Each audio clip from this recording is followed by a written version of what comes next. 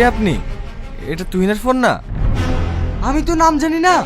ফোনটা যার তার অ্যাক্সিডেন্ট হয়েছে। হ্যাঁ, অ্যাক্সিডেন্ট হয়েছে? হ্যাঁ, আপনি কি ওর বাড়ির কেউ?